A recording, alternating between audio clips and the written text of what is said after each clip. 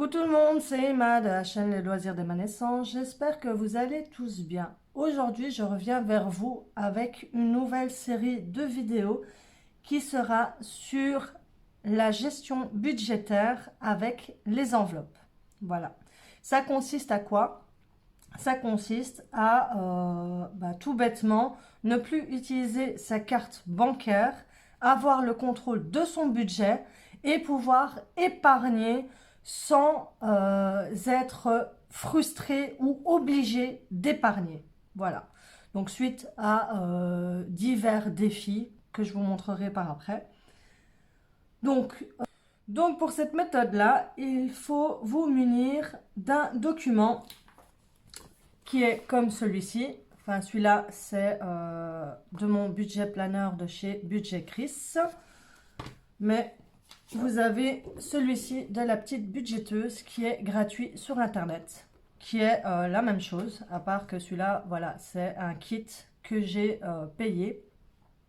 Je vous mettrai en barre d'infos le lien vers sa boutique et en même temps le lien vers sa vidéo où elle explique tout, donc tout le planeur, voilà.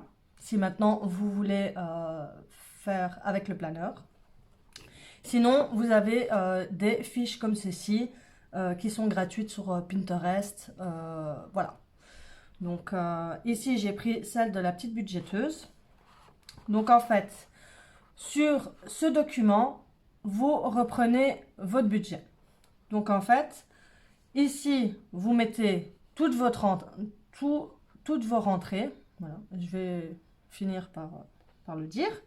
Donc, toutes vos rentrées, donc votre salaire à vous, si vous le faites avec votre conjoint, le salaire de votre conjoint, les allocations familiales si vous avez des enfants, la pension alimentaire si vous en recevez une, enfin, toutes vos rentrées, voilà.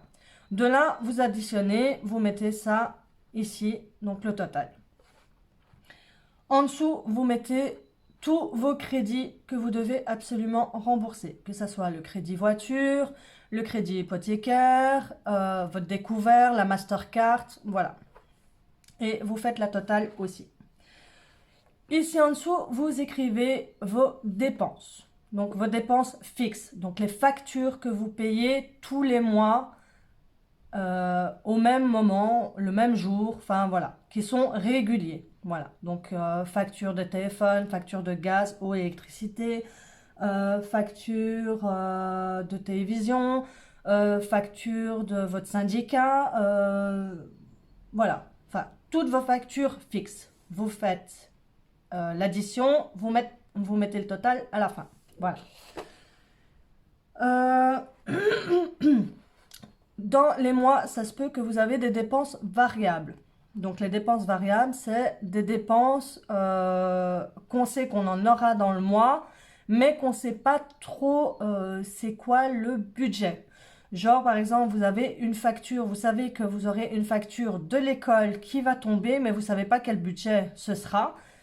C'est pas grave, vous le mettez ici, dans cette catégorie-là. Vous mettez genre la somme que vous pensez à peu près que ça va être.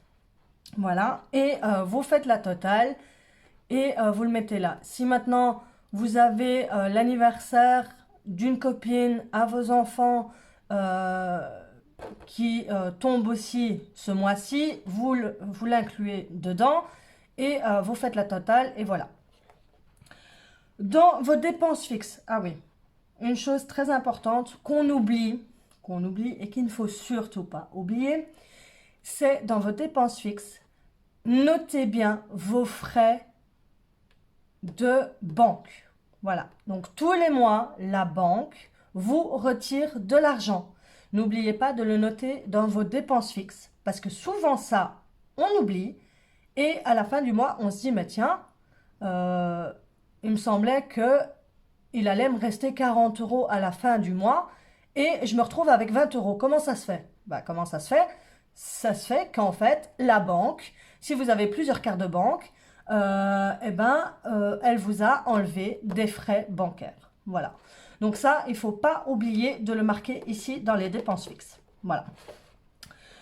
Quand vous avez donc fait tous vos totaux, vous donc en fait vous les donc vous réduisez. Donc genre vous prenez votre salaire, vous faites moins vos crédits dettes, moins vos dépenses fixes, moins vos dépenses variables et vous allez arriver à un certain montant. Ok?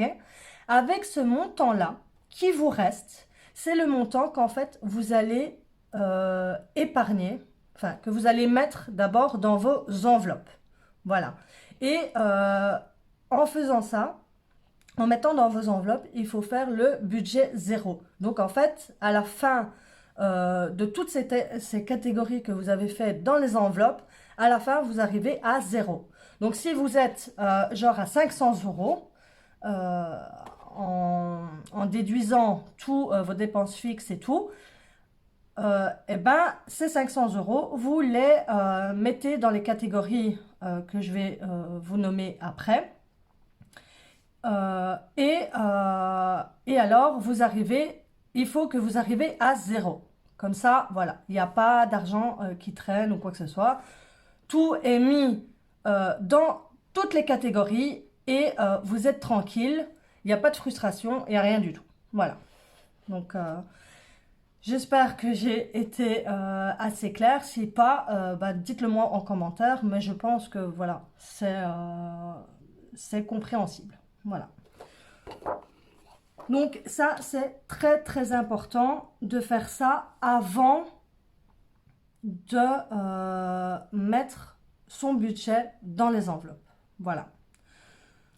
Donc voilà, en ce qui concerne ce document. Donc c'est un document que moi, je le fais avant d'avoir mon salaire.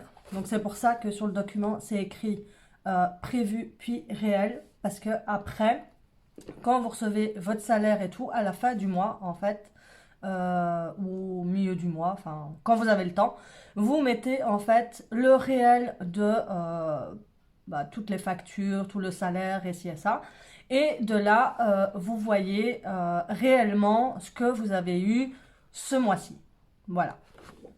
Donc ça, c'est une chose très importante à faire.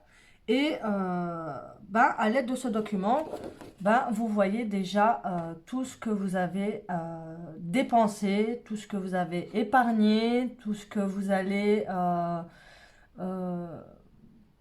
devoir payer. Enfin voilà. Donc quand on a une carte de banque, on ne voit pas tout ça. Et au final, à la fin du mois, on se dit, il est passé où tout cet argent? Voilà. Donc, je trouve que c'est important d'avoir le contrôle sur son budget. Donc, voilà. Donc, sur ça, je vais vous laisser ici avec ces informations-là. Et je reviendrai avec une autre vidéo où là, je vais remplir mes enveloppes. Je vous dirai les catégories. Je vous montrerai le matériel qu'il faudra. Et alors, la nouvelle aventure commencera. Sur ce, je vous souhaite une bonne journée et je vous dis à bientôt pour une autre vidéo. Bye bye!